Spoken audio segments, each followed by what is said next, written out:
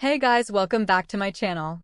Before we dive into the video, make sure to subscribe and ring the bell icon. Let's dive in. Imagine one normal Friday night at the bowling alley flips your family's world upside down, not with fights or drama, but with a quiet secret that changes everything. Stay tuned because this true story of betrayal might make you question the people closest to you. No one expects their life to change under neon lights and the sharp crash of bowling pins. But that Friday night at Maple Grove Lanes carried a quiet stress Emily Harper could not yet name. She had planned the evening for weeks, hoping to bring back a spark of fun into her family's routine. 12 years of marriage to Daniel had settled into something steady and practical, filled with school schedules, grocery lists, and polite goodnight kisses that once used to last longer. Their kids, Liam and Sophie, raced ahead toward Lane 6, laughing and fighting over who would bowl first, while Emily followed with a warm smile, believing that small family nights like this kept love strong. Daniel carried the shoes and joked with the kids, but there was a slight delay in his laughter, a faint distraction in his eyes that flickered every time his phone buzzed in his pocket. Emily noticed it, but told herself it was work stress. He had mentioned a new project, long hours, pressure from management. She chose trust because trust had always been easy for her. The first game began with cheerful teasing, high fives, and playful groans over gutter balls. And for a moment, everything felt normal again. Emily watched Daniel carefully when he thought no one was looking. He smiled at the kids, yet something about his expression seemed distant, like a man standing in two places at once. When her turn came, she bowled a clean strike, and Daniel clapped proudly, wrapping an arm around her shoulders in a familiar gesture that still felt comforting. Yet even that hug seemed lighter, shorter. Halfway through the second game, Emily offered to grab drinks and walk toward the snack counter, weaving through families and teenagers, breathing in the scent of popcorn and soda syrup, unaware that those few steps would become the line dividing before and after. As she waited for their order, she glanced down the row of lanes and saw Daniel near the far wall, standing closer to someone than casual distance required. The woman beside him looked calm and confident, her dark blonde hair resting softly over her sweater, her posture relaxed in a way that suggested familiarity. What if you caught your partner sharing a look with someone else that felt too personal? Keep watching because what Emily discovers next will keep you hooked. Emily slowed her breathing and watched without meaning to stare. Daniel leaned in slightly, his face softer than it had been all evening, his smile different, less playful, more personal. The woman laughed quietly at something he said, and Daniel's eyes held hers in a way that felt intimate, even from across the room. It was not dramatic. They were not touching. Yet, something about the air around them felt charged with private meaning. When Daniel noticed Emily watching, his body straightened quickly, like someone pulled back into place, and the woman stepped away with a polite nod before turning toward another lane. Emily collected the drinks with steady hands and walked back, her heart beating faster than it should have for such an ordinary scene. She placed the cups down and met Daniel's gaze. "Who was that?" she asked lightly, keeping her tone smooth for the children's sake. Daniel answered too quickly, calling the woman Claire and explaining she worked at his office. He said it was a coincidence, nothing more, just small-town timing. Emily nodded, offering a small smile, telling herself she was being unreasonable, telling herself marriages required faith, telling herself she trusted her husband. The game resumed. The kids cheered, and the noise of bowling balls masked the quiet questions forming inside her chest. She noticed Daniel checking his phone again, his thumb moving fast, then sliding it back into his pocket when she looked over. She tried to focus on Liam's excited shout and Sophie's dramatic spin before her throw, but her mind replayed Daniel's expression near lane 7. It wasn't the presence of another woman that unsettled her. It was the softness in his face, a softness she realized she hadn't seen directed at her in months. On the drive home, the kids argued about scores in the back seat while Emily stared out the window, watching streetlights blur into long streaks of gold. Daniel hummed along to the radio, acting normal, yet his silence between songs felt heavy. At home, they tucked the kids into bed, kissed foreheads, and exchanged the usual tired smiles. Later, in the quiet darkness of their bedroom, Emily lay awake, listening to Daniel's breathing beside her. She remembered how their love once felt urgent and bright, how he used to reach for her hand without thinking, how their conversations used to stretch long past midnight. Somewhere along the years, routine had replaced wonder and responsibility had dulled spontaneity. She wondered if she had changed too. If motherhood and schedules had made her less interesting, less attentive. She hated that thought but could not stop it from forming. Daniel shifted in his sleep and turned away slightly. And even that small movement felt symbolic. Emily stared at the ceiling and replayed the moment again. Claire's laugh, Daniel's lean toward her, the quick straightening when caught. Could mean nothing. Could mean everything. The hardest part was not knowing. She did not want to accuse him unfairly. She did not want to become suspicious or bitter. She wanted to believe that what she saw was harmless.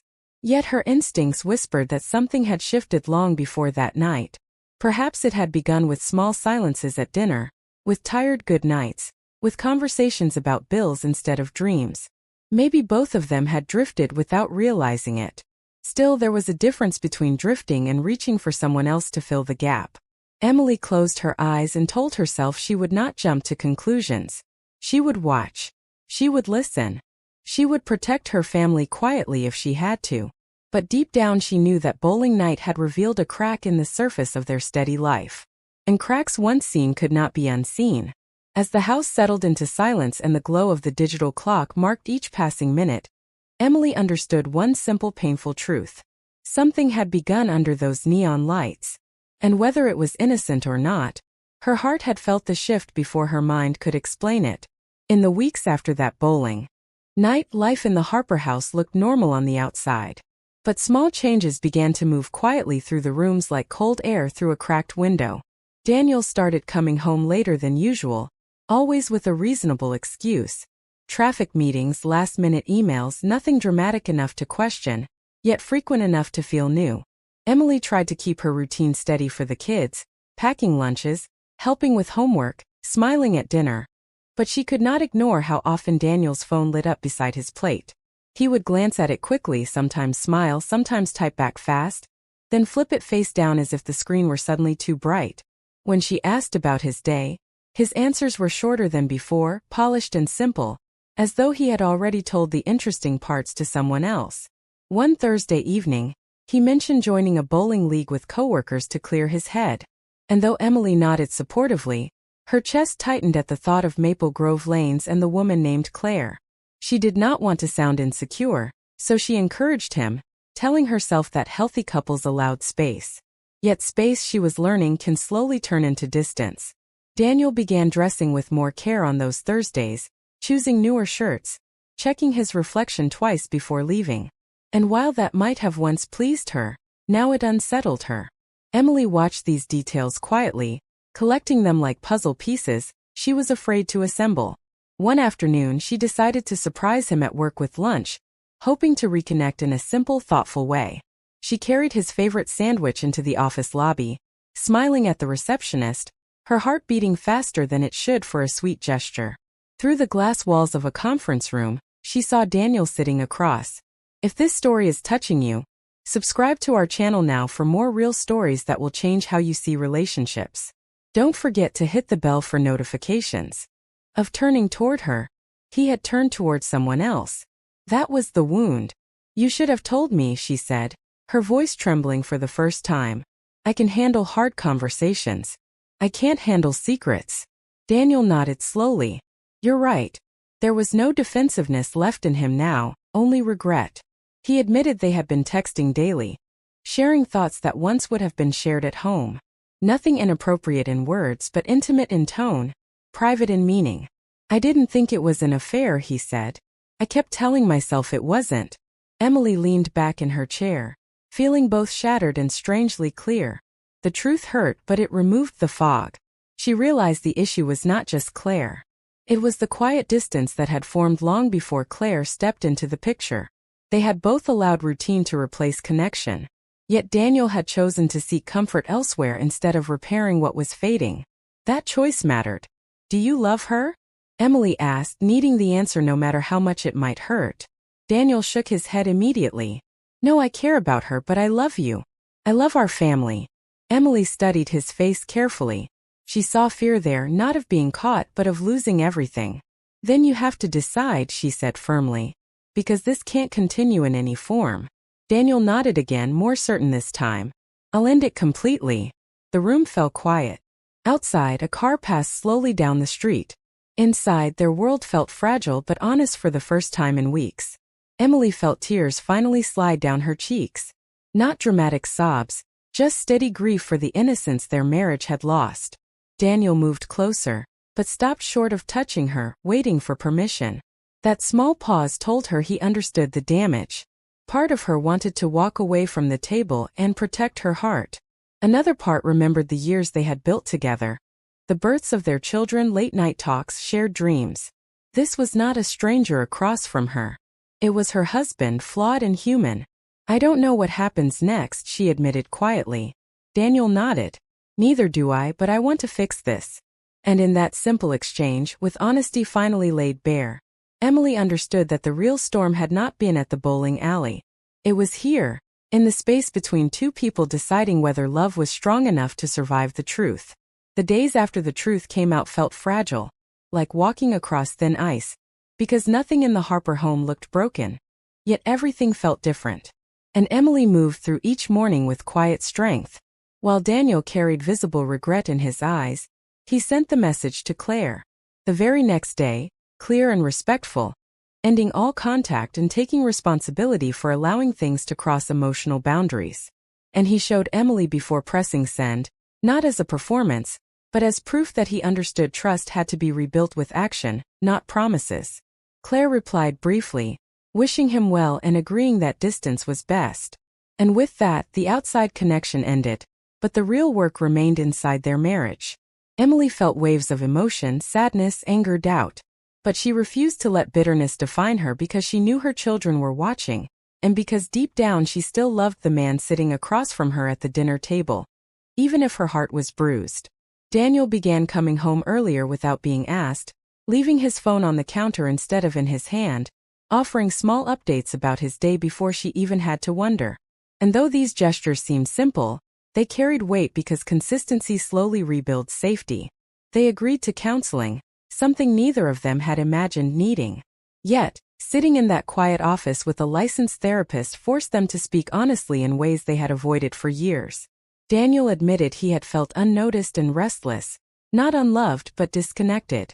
And Emily admitted she had felt taken for granted and overwhelmed, pouring energy into motherhood and routine while missing the affection that once came naturally between them.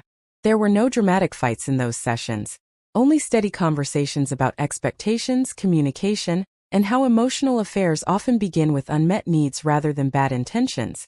A lesson both painful and clarifying. Emily learned that healing did not mean excusing what happened. It meant deciding whether rebuilding was worth the effort. And Daniel understood that forgiveness would not arrive quickly, but would grow through patience. At home, they began making intentional changes, scheduling time together after the kids went to bed, sitting on the porch with coffee instead of scrolling through phones, asking real questions again about dreams, about fears, about what they missed in each other. It felt awkward at first, like strangers relearning steps to a dance they once knew by heart. Yet slowly warmth returned in small sparks. One evening, Daniel reached for her hand across the couch and held it gently, not out of habit but purpose. And Emily felt something steady instead of uncertain. She still had moments of doubt when memories of Lane 7 flashed in her mind. But instead of staying silent, she voiced her feelings and Daniel listened without defensiveness, understanding that rebuilding trust meant allowing space for her hurt. Weeks turned into months, and the atmosphere in their home shifted from fragile to hopeful. Laughter at dinner sounded natural again, and the children sensed the lighter mood without knowing the full story. Emily realized that pain had forced them to confront what comfort had allowed them to ignore. And while she wished the lesson had come differently, she could not deny that honesty had brought clarity. One Saturday afternoon, Daniel surprised the family by suggesting they go bowling again. And for a second, Emily's heart tightened at the thought, but she agreed, knowing that avoiding places would not heal wounds. Maple Grove lanes looked unchanged. The same neon lights, the same music, but this time Daniel walked beside her with steady attention, carrying her ball along with his own, making small jokes that felt genuine. As Liam cheered over a strike and Sophie spun dramatically before her turn, Daniel slipped his hand into Emily's and squeezed it softly, a quiet reminder that he was present, fully present. She studied his face under the bright lights and saw intention instead of distraction, humility instead of distance. There was no dramatic speech, no grand apology in that moment, just the steady rhythm of family laughter and the simple act of standing side by side. Emily understood then that love after betrayal does not look like fairy tales. It looks like choice repeated daily through effort and honesty. She knew scars would remain, but scars are proof of healing, not weakness. As they left the bowling alley that night, the cool air brushing against them, Daniel wrapped an arm around her shoulders and asked softly, "Are we okay?" Emily looked up at him, thinking of the long conversations, the tears, the counseling sessions, the quiet evenings spent rebuilding what had almost slipped away. "We're working on it," she replied with a small but sincere smile. And that felt true. Their world had been shaken by emotional infidelity, but it had not collapsed. Instead, it had forced them to see each other again, not as roommates or routine partners, but as two imperfect people capable of choosing each other with intention. And as they drove home with the kids laughing in the back seat, Emily realized that the night that once threatened to break her family had instead become the turning point that taught them how to protect it. Because love is not defined by never facing temptation or distance, but by the courage to return, repair, and stand together when everything feels uncertain. Hey, if you're loving these true stories, subscribe to our channel right now and hit like to support more content like this.